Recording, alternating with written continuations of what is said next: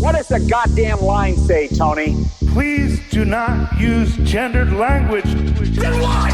I'll be arrested, put in airport jail? Well, you're going completely sideways, man. It's a big club, and you ain't in it. How dare you? Mr. Speaker, the President of the United States. I'm Chris Hansen with Dave on NBC. Jack Marius Tack-Theratrix. Hi, I'm Spartacus. Jackson, Sacramento, he, him. Steven Seagal. Sex offender guy. I'm Keith Morris. This is Mumbai Gudafi. I'm Rick James, bitch. Sorting through the lies. The hijacker's passport was found blocks from the World Trade Center crash site, if you can believe that. We cannot track $2.3 trillion in transactions. And uncovering the centuries-long plan for world domination. Learning about Cuba, having some food. Let's talk about Chinese people. Have you ever been in a Turkish prison? Swangles in Fort Lauderdale? I have sent 6 of my Libyan missiles to blow up the Sears hardware department. Nothing could be more fun than jumping off a cliff with 2 German bisexuals. Oh, you English are so superior, aren't you? Thank you, comrade. And now, Macroaggressions. That's what assholes call it. With your host, Buddy, I don't know who you are, but you're about to get chlamydia. Charlie Robinson. Hey, Whitey, where's your hat? You want to drop the blame on Charlie and say it's all Charlie's fault. He was a retard. I get some goddamn diuretic.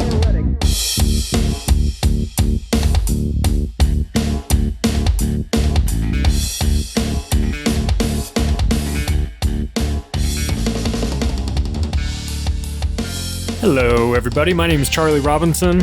Thanks for tuning into the show. I know you have a lot of options out there. I appreciate you taking the time to check it out. Information about the show and about me can be found at my website, theoctopusofglobalcontrol.com. You can check out my Facebook page / The Octopus of Global Control. And you can follow me on Twitter at Mowefus, Mowefus. This episode is going to be about power, and it comes in all shapes and sizes. If you live in the United States, you're constantly told that we're the most powerful nation on earth and that we must use this power wisely. But that's really not the case. I mean, we really don't use the power wisely, at least as in terms of our government. The military adventurism, we tend to use our power in the most despicable ways. And if you've read my book, one of the components of it is the format, and that is that I bring in quotes from over 500 different people that had a role in these important events in our history, or they have an interesting take in them. And I also bring in quotes from people that have written books, so I've got some George Orwell quotes in there. And if we're going to talk about power, we have to start with an excerpt from Orwell's book, 1984, because he summed it up in a way that was, that even though it was written in 1948, it still applies, 70 years later. So let's start with this. Now, I will tell you the answer to my question. It is this: the party seeks power entirely for its own sake. We are not interested in the good of others. We are interested solely in power, pure power. What pure power means, you will understand presently. We are different from the oligarchies of the past in that we know what we are doing. All the others, even those who resembled ourselves, were cowards and hypocrites. The German Nazis and the Russian communists came very close to us in their methods, but they never had the courage to recognize their own motives. They pretended, perhaps even believed, that they had seized power unwillingly and for a limited time, and that just around the corner there lay a paradise where human beings would be free and equal. We are not like that. We know that no one ever seizes power with the intention of relinquishing it. Power is not a means, it's an end. One does not establish a dictatorship in order to safeguard a revolution. One makes the revolution in order to establish the dictatorship. The object of persecution is persecution. The object of torture is torture. The object of power is power. Now you begin to understand me. Well, we talked earlier about the term deep state and how, it's really become kind of a well-known term culturally over the last, 5 years or so. Seems like people know about it, and that's a good thing, of course. But, whenever a term kind of makes its way into the general lexicon, then it tends to get hijacked and watered down, and next thing you know, everybody's a deep state asset, and they're pointing fingers at each other. But you want to, who is the deep state? It's a little hard to define because they don't hand out membership cards, and you can make some assumptions, and they're, and you can get close to it. But in terms of cataloging everybody that is technically a member of it, it'd be difficult. But I think Doug Casey, financial analyst, who I quoted in the book, does a pretty good job of trying to paint a picture of who is a member of this club that has no official membership. And so he put it like this: the deep state has a life of its own, like the government itself. It's composed of top echelon employees of a dozen Praetorian agencies like the FBI, CIA, and NSA, top generals, admirals, and other military operatives, long-term congressmen, senators, and directors of important regulatory agencies. But deep state's much broader than just the government. It includes the heads of major corporations, all of whom are heavily involved in selling to the state and enabling it. That absolutely includes Silicon Valley, although those guys at least have a sense of humor, evidenced by their "Don't Be Evil" motto. It also includes all the top people in the Fed, all the heads of all the major banks, brokers, and insurers. Add the presidents and many professors at top universities, which act as deep state recruiting centers, all the top media figures, of course, and many regulars at things like Bohemian Grove and the Council on Foreign Relations. They epitomize the status quo held together by money, power, and propaganda. So that's a good place to start, at least, right? You can add in some other people, but if you were to take a look at the role of Bohemian Grove, CFR, heads of banks, heads of the Fed, yeah, that's a good place to start. Those guys are all part of it, and it's kind of like the deep state is sort of like a hybrid of national security and law enforcement agencies. It's got a little the Department of Defense in there, Department of State, Department of Homeland Security, the CIA, Justice Department are all part of it. All those agencies that are designed to look out for our best interest, yeah, they're part of it. They're not looking out for our best interest. They're looking out for their best interest. That's why they've been put in these positions of power. One of the things that you need to realize, and I think most people do after a certain while of looking into these topics, is that a lot of people that are in positions of power, they don't make it up the corporate ladder because they're doing a really good job of getting their sales numbers up, and Bob in accounting is just kicking ass, and he's going to get this promotion, and next thing you know, he's going to be CEO. It doesn't really work like that. The people that get put into these positions of power, CFOs, CEOs, COOs of these major corporations, these really important corporations, they're put there by people that are a part of this deep state. They sit on board of governors of each other's companies. They call it interlocking board of governor rosters, where one guy from Walmart, the CEO of Walmart, might sit on the board of directors for General Electric and, ExxonMobil and, Google and places like that. And then the heads of Google might sit on the board of General Electric as well. And so, they sort of spread them out. They do this so that they connect the dots in this spider web of corporations. And and when you really dig into the history of these corporations and who controls them and the major ones that are really pulling the strings, either in terms of power or their revenue, what you find is that there's only like about 150 of them or so that control a little over 65% of all of the resources and market cap of the stock market. It's not, there's thousands of publicly traded companies, but in terms of the ones that are really pulling the weight, it's only a few hundred of them, 150 to, depending on how far up you want to go. And they're it's incestuous. They're all sort of connected to one another. And some of the most powerful companies in the world have names that you've never heard of. It's like, something NA/limited,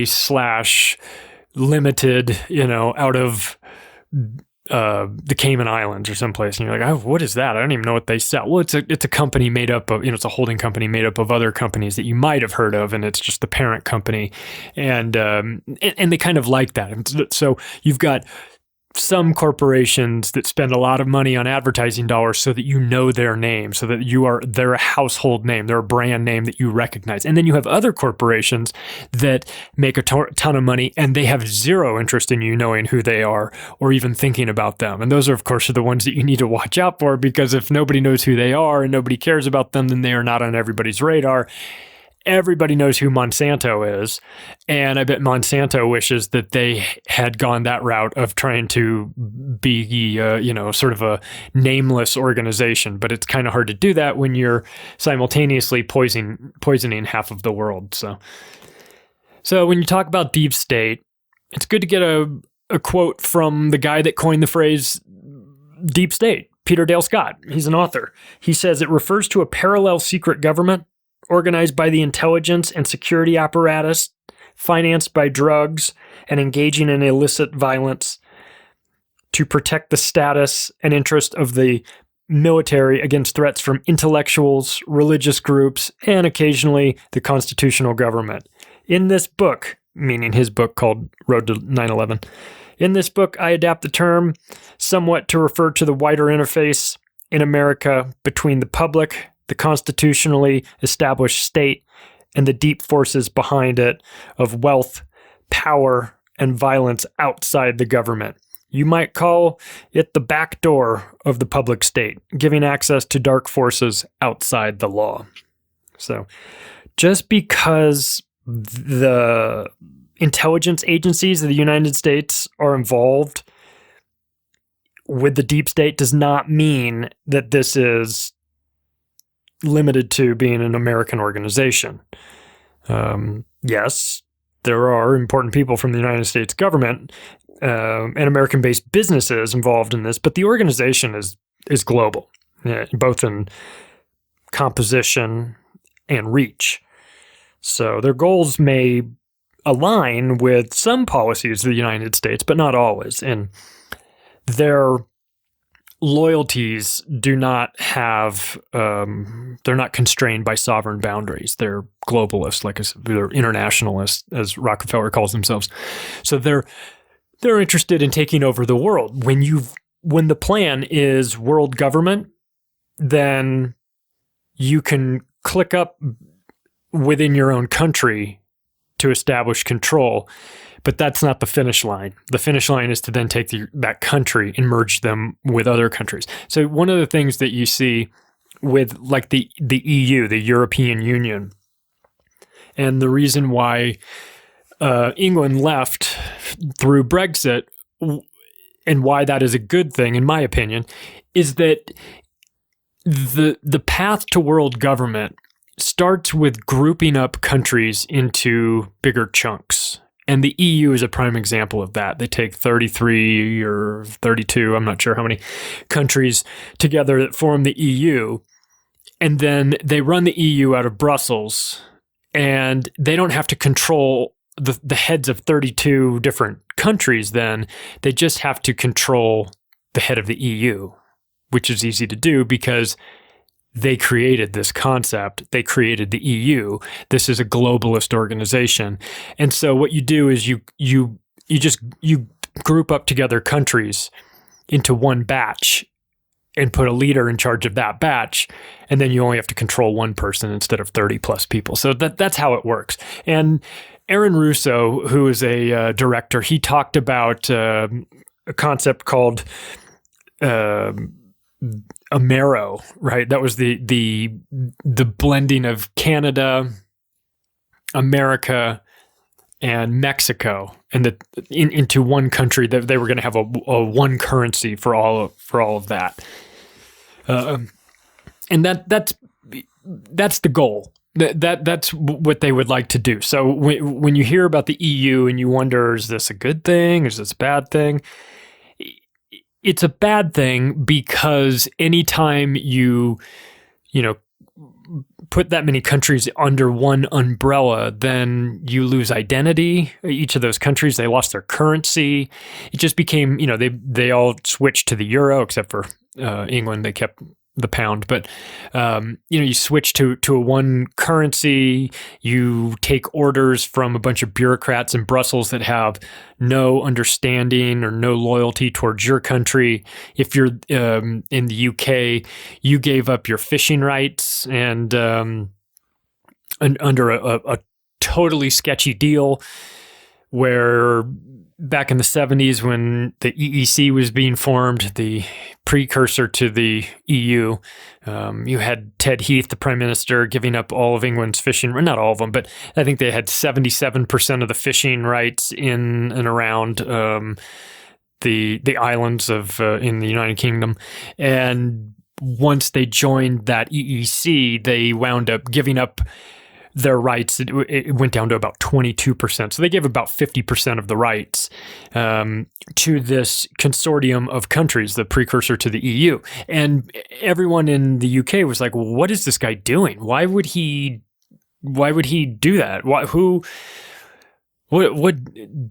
a dumb idea. There has to be some explanation for that. And the explanation that came out decades later was that Ted Heath was a notorious pedophile who was being blackmailed by the Germans, and he gave up those rights due to leverage provided by forced on him by the Germans, who had videos and had information that Ted Heath was raping young boys, murdering them on his yacht, and then having his butler or whoever throw him overboard. So, when you're doing shit like that and a foreign government finds out about it, they're going to use it. They're going to leverage it. And so that's what happens. And so that's yet another reason why you kind of want to not group up country by country into these larger blocks, because something always gets lost in the translation. You lose your identity. You lose your sovereignty, obviously. You lose your currency. You lose what it is that makes your country special.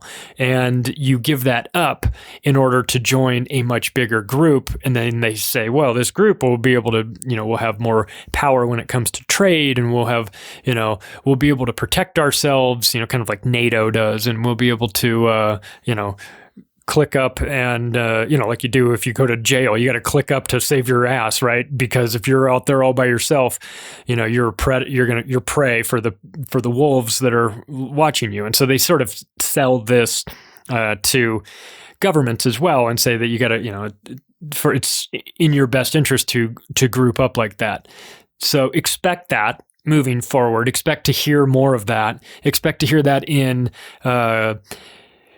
disjointed countries and continents like Africa. You could definitely see them doing an African Union where they take all of these smaller countries and try to put them together. It's a weird thing because on the one hand, you've got the you've got the groups, the globalist groups, looking to put together these smaller countries and form one big voting bloc, a big EU, so to speak. And you could see them wanting to do that in Africa. But then on the flip side to that, you also have in the Middle East, you have Saudi Arabia and Israel actively trying to break apart bigger countries like Iraq and Iran and Syria into smaller pieces. And they do that because they actually see those bigger countries like Iraq, Iran, and Syria as threats to them, meaning Saudi Arabia and Israel. And so therefore, they want those countries broken up into smaller pieces that are a little bit more disjointed so that they don't have the power or the resources to mount any sort of threat against them. So it just sort of depends where you are regionally, and it depends on how violent that region is. I would say Europe is typically not very violent towards each other. I mean, obviously we've got World War II and World War I to talk about, but I mean, currently there's not, Belgium's not looking to invade France, so that's not really happening. So you can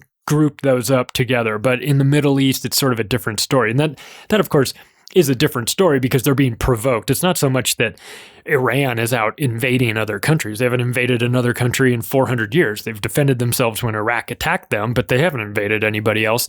But according to Israel, then Iran is liable to attack everybody and launch nuclear missiles unprovoked at any minute just because they feel like it. So a lot of that is obviously just propaganda and lies. But this consolidation of power is something that they're always looking for. They're always looking to group up countries and use that power then as leverage to keep other people in line, to protect themselves, maybe to threaten other countries, maybe to pry other countries out of their current state and add them to the group. We saw that with the breakup of the Soviet Union and the expansion of NATO. And when the Soviet Union was intact, NATO had an agreement that they would not expand even an inch eastward towards the Soviet Union. So as soon as that fell apart, as soon as the Soviet Union fell apart, then almost immediately NATO started picking off some of these satellite countries that had been let go by Russia when they realized that they could no longer keep this union together. So groups like NATO is a pretty good example of a consolidation of power. NATO is unnecessary. It's a globalist organization. It is a source of death and destruction worldwide under the guise of protecting democracy and standing up for our rights and making sure that nobody attacks it. Nobody's attacking NATO, but NATO sure as hell is attacking other people. But of course, they do that while waving the banner of humanitarian aid. So there's always that big lie to disguise the power. The power's there. The power structure is operating, but they don't want you to think of them as a power structure. They want you to think of them as a force for good. That's why when you watch the advertisements in the United States for the Marine Corps, it's like a force for good. A force for good, everybody. Don't worry about us. We're spreading democracy. We're a force for good. We're coming to save you with bombs and missiles.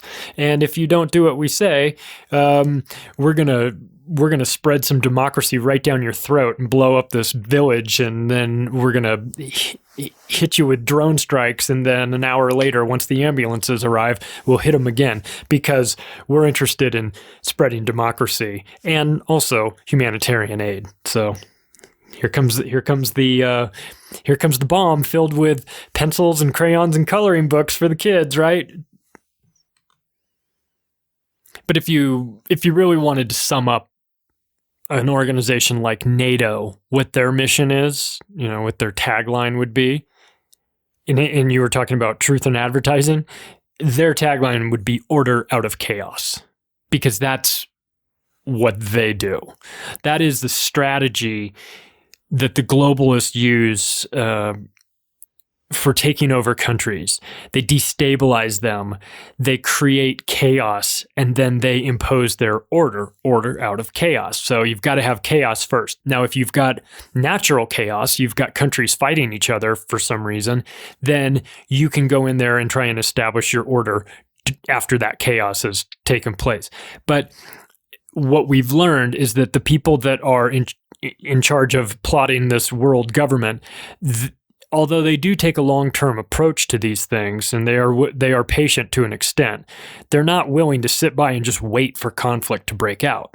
They will instigate conflict themselves, and they do that covertly through guys like George Soros, who goes in and destabilizes governments through these color revolutions and finances oppositions to people that are currently in power, and they'll fund their opponent, and if that doesn't work, then they'll convince the United States or the United Nations to slap sanctions on a country in order to choke them off economically. And if that doesn't work, they will assassinate the current leader and put their own puppet in there. You see this happening in Venezuela. You see this happening in Brazil. This is like CIA 101. This is what they do. So they create order out of chaos. And we were talking a little bit earlier about Aaron Russo and how he was a filmmaker. He was also close with the Rockefellers, and he had an interesting quote talking about a conversation that he had with his friend Nick Rockefeller. And so Aaron Russo says, I used to say to him, what's the point of all this? You have all the money in the world you need. You have all the power you need. What's the point? What's the end goal? To which Rockefeller replied, the end goal is to get everybody chipped, to control the whole society, to have the bankers and the elite people control the world. Now, you can take that quote for what it's worth, right? Did Nick Rockefeller say that? Probably. Aaron Russo did a great job. He's no longer with us, but he did a great job. He did a documentary called Freedom to Fascism. It's worth watching. It's very well done. And this is the mentality of these people. Yeah, I know that Order Out of Chaos sounds like the name of like a really shitty punk rock band, but this is their mentality. This is kind of what this is how they think. We, as rational people, would never contemplate going in and wrecking the place just so that we could establish it in our image, to rebuild it in our image. But they do. They have no problem doing that. They don't. When you're empathy deficient, you don't worry. You're not trying to put yourself in somebody else's shoes. You're not saying, geez, it really sucks that Yemen had, millions of people die of starvation. This seems like something that maybe we shouldn't do. They don't think like that. They don't give a damn about that. They see that as the ends justify the means, and we are going to get to this one world government, however we have to. And it's probably going to involve violence, but they'll take it however they can get it. There's no line that they won't cross. We have lines in our lives that we won't cross, but when you're psychopathic, those lines tend to disappear if they were ever there to begin with. But, the concept behind the Order Out of Chaos motto is that when the current social or political structure is blasted into disarray, it provides a logical reason, as well as a legitimate cover story, to rebuild the society in a way that better suits their desires. So they have the solution all ready to go the moment that the chaos breaks out. And the solution is never what the population wants. It's always what they need because of all this damn chaos that they've been experiencing lately, brought on by the globalists that have created it. It usually consists of more restrictive laws and policies to impose on the public, but it's spun in a way that makes it kind of sound like a benefit to the people and not really a removal of the rights and freedoms, which of course it always is. So, it's take like an idea that might have seemed a bit too crazy to even be considered years earlier might end up sounding like a very feasible plan, because scared people are bad decision makers, and they tend to outsource the thinking to someone else so that they, don't have to get involved. So this plays right into the hands of the controllers, and they're more than willing to think on our behalf. We're guilty of outsourcing our critical thinking to these maniacs, and then we act surprised when things don't go our way.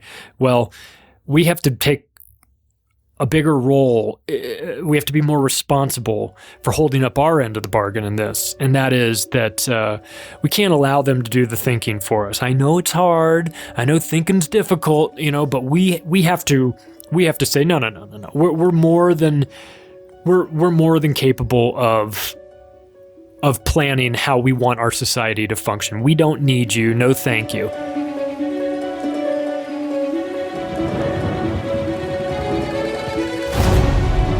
If you want to outsource some of your work or just need specialized help with a project that you're working on, you need to check out Fiverr. They have a network of thousands of freelance experts in business, graphics and design, programming and tech, digital marketing, music and audio, video and animation, writing and translation, and so much more.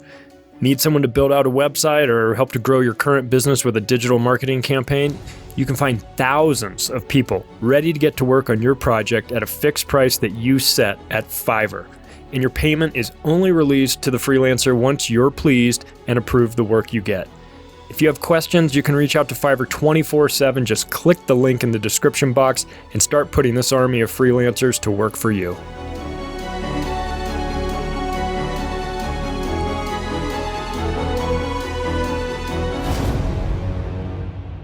The tech giants make a fortune selling your personal information to all kinds of outlets for them to use as they please. Delete Me removes your personal information like name, address, age, phone number, email address, and photos of your home from leading data broker sites. Removing personal information from data broker websites reduces your online footprint and removes Google search results. These guys really understand opt-out and privacy policies, so you don't have to spend your time focusing on things like legal jargon. Delete Me has been featured in the Wall Street Journal, New York Times, NPR, and CNET. With over 20 million personal listings removed, Delete Me is the most trusted and proven privacy solution available, so check them out by using the link in the description to see just how they can take back your personal information.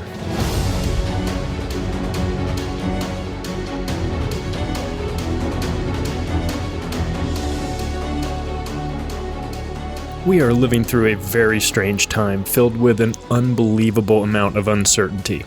We don't know what the world will look like weeks from now, let alone months from now.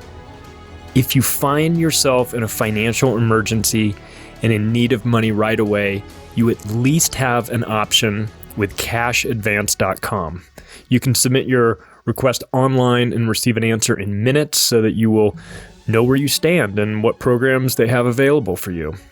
Their online service is entirely free and works to find potential lenders in their network, so just fill out the secure online form and see which option works the best for your needs. Look, I hope that you don't need this service, but if you do, during this crazy time in our lives, at least you know that you have another option with cashadvance.com. Click the link in the description box to see what they have to offer.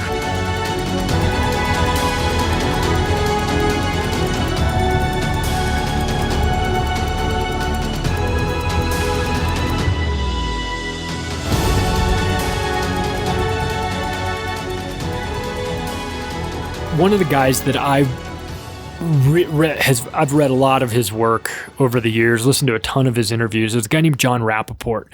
And you know the term fake news? Well, John Rappaport's website is nomorefakenews.com, I think. And he's had it for 20 years. So let's go ahead and give him credit for the fake news comment. But anyway, he says this: the planet is being controlled to an alarming extent by elites, or as I call them, cartels. There are many cartels, but 7 are the most powerful. They evolve, they learn from one another, they both compete and cooperate. Unfortunately, the trend is more towards cooperation. These 7 cartels represent the following areas: government, military, intelligence, energy, money, media, and medical. I came to this map of cartels through my own research on the medical monopoly. That's where it started in 1986. Once you understand these cartel elites, you can begin to separate out information into loose layers of importance, as in, which layer of the control game are we talking about? Because it's all about layers. And at most layers, the players are forwarding agendas which they do not realize fit into higher and more destructive agendas. So this is interesting because in my book, The Octopus of Global Control, I talk about the 8 tentacles, and John Rappaport talks about 7 cartels. And of his 7 cartels, I got all of them. and I didn't mean to. I didn't mean to copy. I think you sort of come to category. I have an extra one, so I'm better. No, I'm just kidding. But you start to, what you notice is that they create these silos, these organized by, like he did it, government, military, intelligence, and you think that they're independent of one another, but what you realize is that they all are tied together. They're all tied together. And how are they tied together? They're tied together, through order out of chaos. They're tied together by the deep state, this octopus that is controlling everything. And so it's important to realize that, like he said, yes, they compete against each other on some levels, but there's also a disproportionate amount of cooperation that goes on. And that is, as he said, it's alarming because these people, you would love to have them fighting against one another. And that's what they do to us. They're constantly dividing us down. They're dividing us into Republicans and Democrats and rich and poor and black and white and trans and, whatever. If there's a way to divide people down into smaller and smaller groups, they'll find a way to do it. You want to divide people down into 97 different genders? Well, that's a good way to do it. Then you can have them fighting against each other. So this is sort of a strategy that they use. And John Rappaport talks about that, how they compete, but most of the time they cooperate with one another. They're kind of like crime families a little bit, where you've got the 5 families, the 5 Italian mob families, and they've got their own turf and they're working their hustles inside that turf. And every now and then somebody crosses over, but before you whack that guy, you got to go talk to the head of that family and say, hey, listen, I got to whack your guy because he's doing this. And then they say, okay, that's fine. But if you don't clear it through them, then you can start a war between all.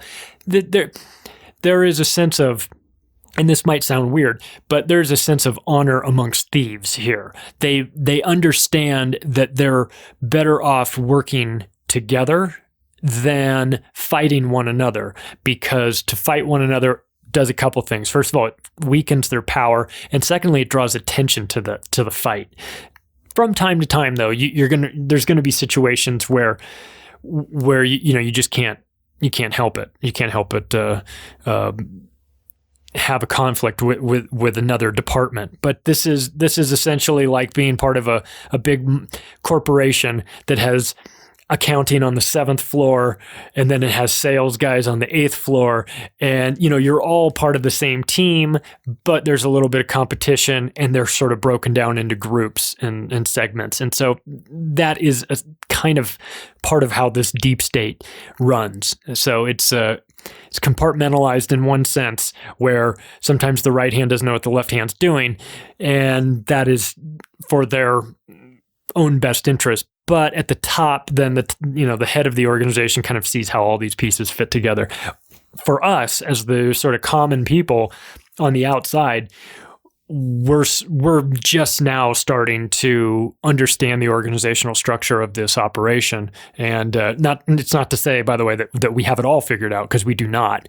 But we're learning more and more about it. And what we have come to understand, without question, is that there is no limit to what they will do. There is no limit to how they will use their power, influence, deception, their media assets to kick off wars, even that will, of course, translate into trillions of dollars spent, millions of lives lost, and they don't even think twice about it. And one of the guys, there's a video out that you can find on social media or, YouTube or whatever your video platform of choice is. And I'm going to read the text of it. I'm going to read what the guy says. But if you really want to get yourself fired up, really pissed off, go find the video, type in Patrick Clausen, Iran, false flag, or something along those lines. And you will pull up a video of a guy who is giving away the game. He's explaining how it works. Now I'm going to read it, and it's a couple paragraphs long, but it's worth it because this is a dude who stood up in front of an audience of people. He's an Israeli lobbyist. He's a reprehensible human being, one of the worst people that I have ever come across in this. Honest about what a scumbag he is, but a scumbag nonetheless. And it goes like this.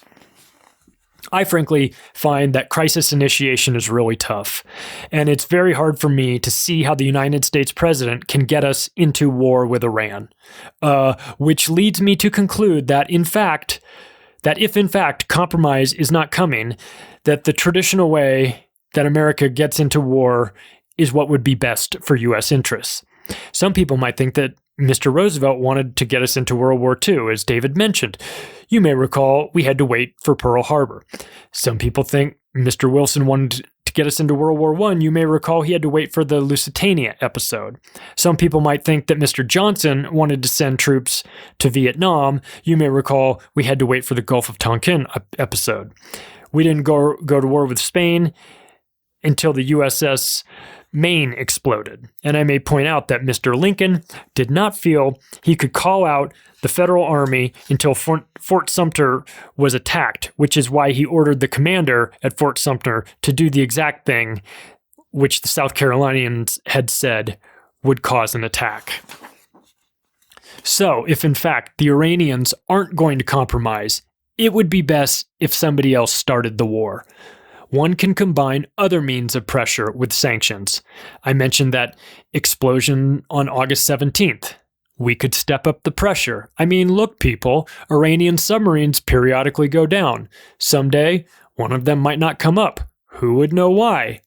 We could do a variety of things if we wish to increase the pressure. I'm not advocating this, but I'm just suggesting that this is not an either-or proposition. It's just sanctions has to succeed or it's other things. We are in the game of using covert means against the Iranians. We could get nastier at that. In a sea of psychopathic warmongers in Washington, D.C., this guy has separated himself from the pack. There is not a guy more deserving of a pie in the face than this prick.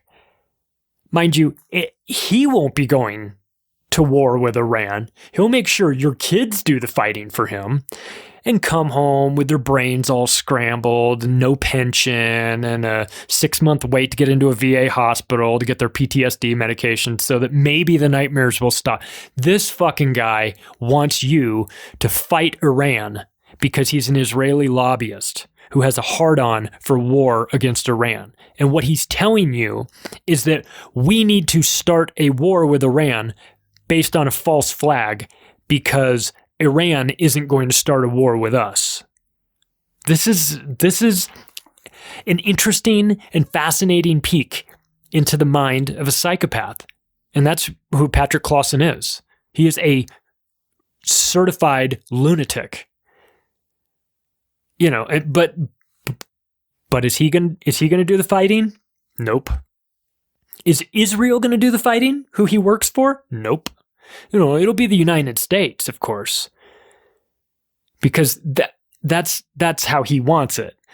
And look, I'm not the only one that pointed this out. So Kevin Barrett, who is an author, Dr. Kevin Barrett, I should say, he has been very vocal in the fight against Israel. He said this: Patrick Clausen of that leading Israeli-sponsored Jewish Policy Institute has told us that we need a false flag event, a fake attack blamed on Iran to launch a war on Iran. He openly says that. You can watch him say it in a video. The neoconservatives have openly admitted why they are doing what they are doing. They follow the Trotskyian philosophy of governance through big lies and mass violence. And they believe they are elite that have the right, even the duty, to manipulate the minds of the public by creating fake terror evidence in order to achieve their agenda. They called for a new Pearl Harbor 1 year before 9/11, and they got it. They have not even hidden their trail. It's kind of disgusting that other scholars haven't picked up on this. Yeah. This is what the powerful do. And this is how they think. When they want to kick off a war with a foreign country, and that country has no interest in starting a war back with them, they find covert ways to do that. Now, this is when what Patrick Clausen's talking about with Iranian submarines is an idea for a future event. But you don't need to speculate about false flags. You can look at plenty of examples of them. You can look at 9/11, which was a false flag attack. You can look at what he was talking about in his speech. The Gulf of Tonkin was a false flag event. Never happened. There was no North Vietnamese boat. You talk about the sinking of the Lusitania, same thing, false flag. Pearl Harbor, allowed to happen. Don't check your history books because it's not in there. Check alternative history books, and you will see that the United States had advanced knowledge that the Japanese were going to attack Pearl Harbor, and they allowed it to happen because they needed that to happen as the pretext to join for the World War II. If that's the first time you're hearing that, I'm sorry to ruin the illusion that you have of World War II, but that is in fact what happened that allowed this to kick off. So what he's discussing is he's clearly not inventing the concept of false flags. He's just openly asking for it. He's calling for it. He's saying this is what we need to do. It's alarming and it's dangerous, of course. And you almost don't want to talk about it because to talk about it is to acknowledge that there are actually people out there that think like this. But it would be worse if we pretended like a guy like Patrick Clausen doesn't exist when in actuality he does, because we need to be aware that these are real possibilities. And as moving forward, we have seen hostilities between the United States and Iran. It's important when you look at that moving, from this point forward, if this is the first time you've heard about what Patrick Clausen was talking about, if you now examine future Iranian attacks, and I use that term in air quotes, you will understand that before you're so quick to assume that Iran actually attacked the United States, just make sure you watch that video first, because there might be a little bit more to it than what the media is telling you about. So when you're talking about the deep state and when you're talking about power, then what you wind up finding are there's organizations. We mentioned how the EU is a consortium of countries that are grouped together. Well, there's organizations inside the United States which are collections of very powerful individuals grouped together. And you have them like the Council on Foreign Relations and the Bilderberg Group and the Trilateral Commission and, Bohemian Grove and places like that. Council on Foreign Relations is an interesting one. Their mission is to create a monopoly for their members through foreign policy planning. Yeah, obviously that's not the mission statement on their website, but that is what they do. That is what they are working to do. And over time, the CFR has been intertwined with government that carry out their policy prescription, in part because many of their members go back and forth between the CFR and U.S. governments to the point where virtually entire administrations are pieced together from members of the CFR. They're like a gang, or like a gang that controls politicians through money and influence, and it's been this way for decades. And if you think I'm off my rocker on this one, just listen to what world-class psychopath Hillary Clinton had to say about the CFR. She says, "I'm delighted to be here in this new headquarters. I have been often to the mothership in New York City, but it's good to have an outpost of the council right here down the street from the State Department. We get a lot of advice from the council, so it will mean I don't have to go far to go be told what we should be doing and how we should think about the future." So if you're graduating college and you want to, get into politics, you're studying how government works, and you want to make a career out of working in Washington, D.C., there are two versions of politics. There's what you learn in school about the way Washington works, and then there's real politics. There's the real way that it works. Real politics is run by the banks and organizations like the CFR with methods such as threats, murder, blackmail, extortion, and even war. So you don't rise in the world of politics without a firm, very deep understanding of the way things are. Now, you can cling to some outdated belief that the rule of law is a guiding light and the American way, but you need to get that out of your head, because that's window dressing. That's what you're sold by the media about how it works. That is not how it works. Watch House of Cards. That's more in line with how politics really operates. But don't take my word for it. And don't take the creators of that show's word for it. How about, this is from Representative John Rarick. He's a Democrat from the state of Louisiana, and he's talking about the CFR. He said, "The CFR is dedicated to one world government, financed by a number of the largest tax-exempt foundations, i.e. the Rockefellers, and wielding such power and influence over our lives in the areas of finance, business, labor, military, education, and mass communications media, that it should be familiar to every American concerned with good government and with preserving and defending the U.S. Constitution and our free enterprise system. Yet the nation's right-to-know machinery, the news media, usually so aggressive in exposures to inform our people, remains silent when it comes to the CFR, its members, and their activity. The CFR is the establishment. Not only does it have influence and power in key decision-making positions at the highest levels of government to apply pressure from above, but it also finances and uses individuals and groups to bring pressure from below to justify the high-level decisions for converting the U.S. from a sovereign republic into a servile member of a one-world dictatorship." Now, that guy's in the House of Representatives, and he said that. Maybe we should listen to him. I mean, I'm not really in favor of listening to politicians, but when one goes against the grain like that and outs this obvious globalist organization, maybe we should listen to this guy.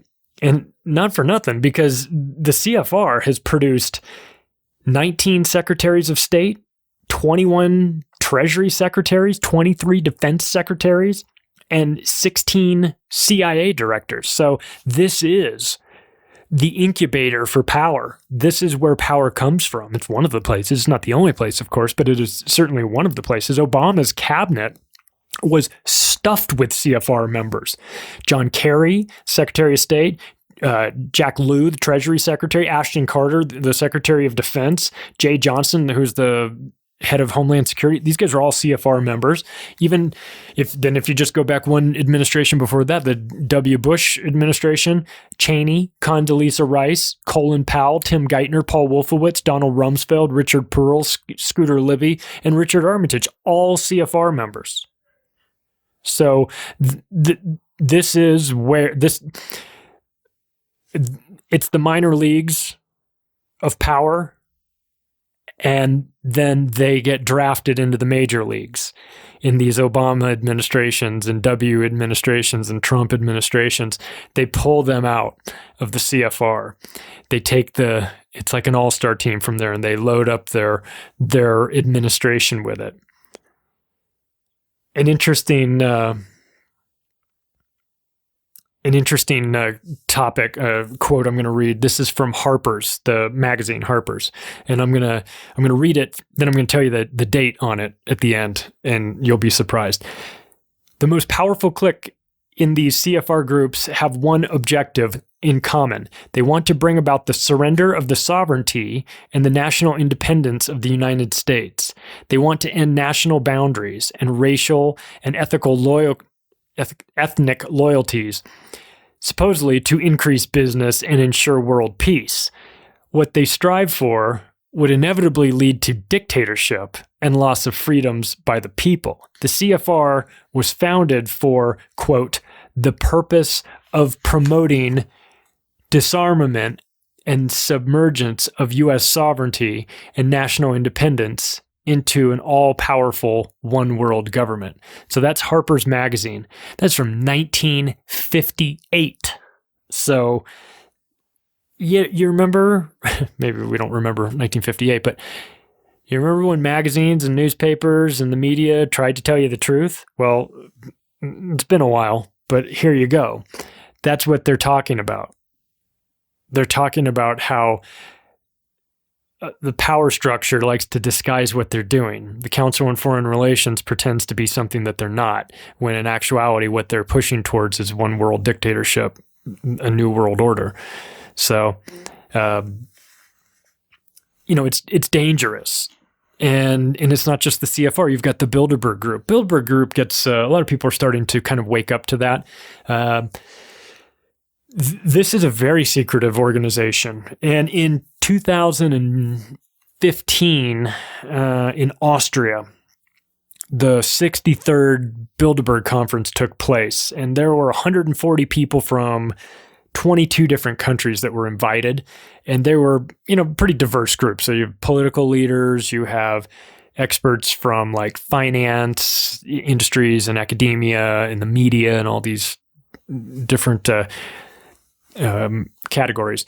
But the topics that they discussed, keep in mind, 2015, when they're discussing this, what they're doing when they have these meetings is they're planning what the future is going to look like in 5 years or so.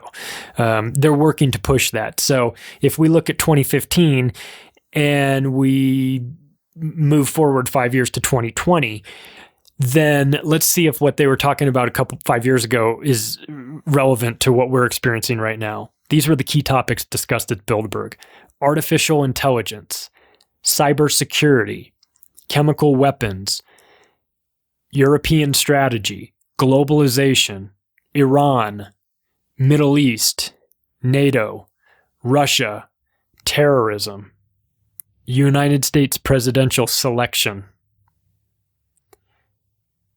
Well, I don't know, maybe not the United States presidential selection. They were talking about the United States president. I added the selection part.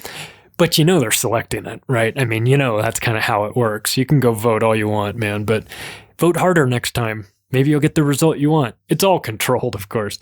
And so this conference, which was founded in 1954 by David Rockefeller, of course, you know what I mean? Just whenever David Rockefeller is involved, it's a bad operation. But that's what they do. They have this, 2/3 of the participants come from Europe and North America. About 1/3 are from like political and governmental, and the rest are from other fields. So science and technology. That's where you get guys like Eric Schmidt showing up from Alphabet, formerly of Alphabet, now working at the Pentagon. So you get the tech giants showing up there, the bankers, and new people that are sort of on their way to becoming president. Guys like Bill Clinton before he was president would show up there. Obama made trips to Bilderberg before that. So this is it's a conference. It's they just talk about it as just being discussions facing, how we're gonna how we're going to help the world progress from here on out. You see, the thing that they have in common, all these people have in common, is that they think that they're saving the world. They think that they're taking lead on these issues, and that we should thank them and praise them and throw roses at their feet for doing all this. But they're not going to release the minutes from the meeting, of course. Let's not get carried away. There's not going to be any transparency there. It's just going to be, we're coming to make the hard choices that have to be made in order to move our society forward. Now, what their vision of moving society forward and our vision of how we want society to move forward are very different, of course. They see us as useless eaters, as Henry Kissinger once described people. And so they have no respect for us, and they treat us as such. So we have to be careful when we talk about these agendas, when they talk about Davos. Hey, everybody got together in Davos in January so that they could discuss, what we're going to do moving forward. No. They got together in Davos to figure out how they can fuck the rest of us. That's what's going on there, okay? Let's not get this twisted at all, because they're not there to try and solve the world's problems. They're creating the world's problems. The solving it is how the media spins it, but that's not really going on. They're networking there to figure out how they can make money, keep the power they currently have, consolidate even more power into their grip, all without us figuring out what's going on. And, to be fair, they've done a pretty good job of it, because the vast majority of people on this planet have no idea who's in control, how they got there, what the plan is, and how it will impact them. But if you start to pick away at these control structures, what you'll find is that a lot of these groups sell the public there's a public-facing version and a very private. Remember when Hillary Clinton says, "Well, you got to have a public opinion." I forget exactly what she said. You got to have a public opinion and a private opinion was essentially what she was saying. Basically, you have to tell the public one thing and you have to do something differently behind closed doors. And that, of course, is what's happening there. Another component of this is the Trilateral Commission. So they really focus more on banking, and a lot of it is Europe, North America, and Asia. They don't really do too much with Africa or South America. But Barry Goldwater said, "The Trilateral Commission is intended to be the vehicle for multinational consolidation of the commercial and banking interests by seizing control of the political government of the United States. The Trilateral Commission represents a skillful, coordinated effort to seize control and consolidate the four centers of power: political, monetary, intellectual, and ecclesiastical. What the Trilateral Commission intends is to create a worldwide economic power superior to the political governments of the nation-states involved. As managers and creators of the system, they will rule the future." So, once again, this is how power is manufactured and controlled by these organizations that get together.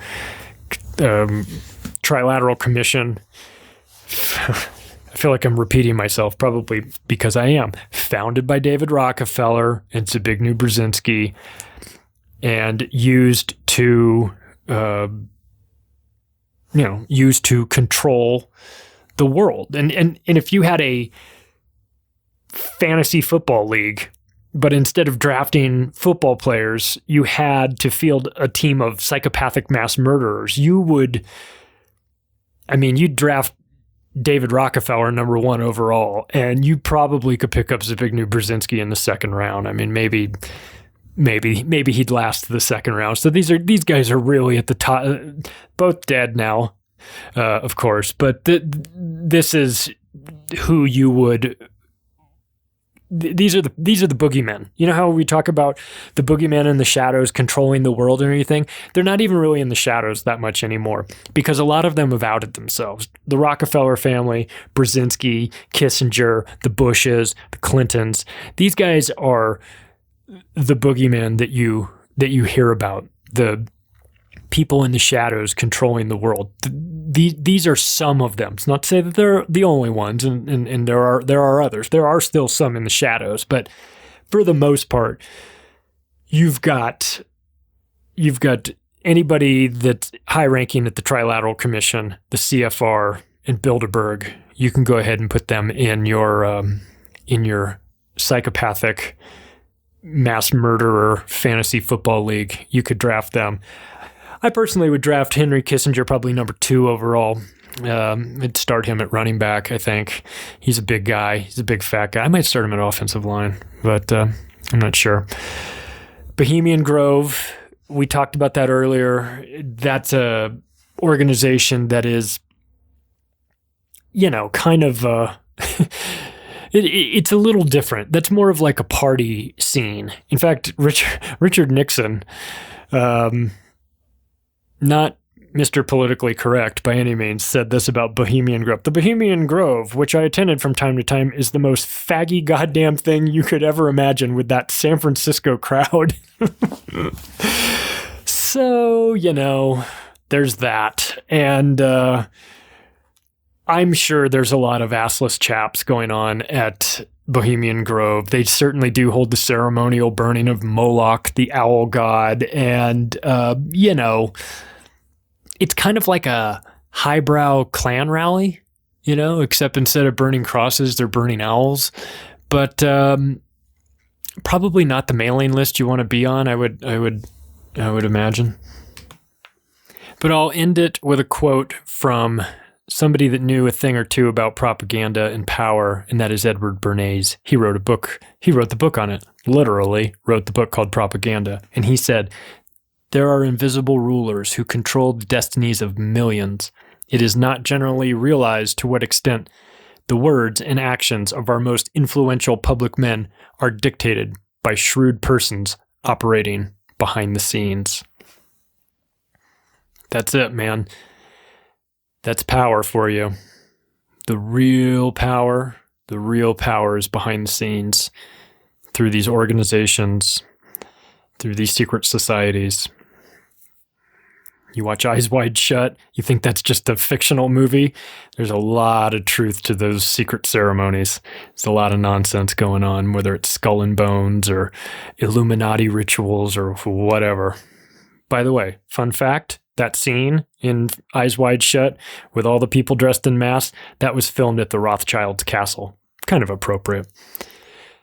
If you want to find out more about my book, you can go to theoctopusofglobalcontrol.com.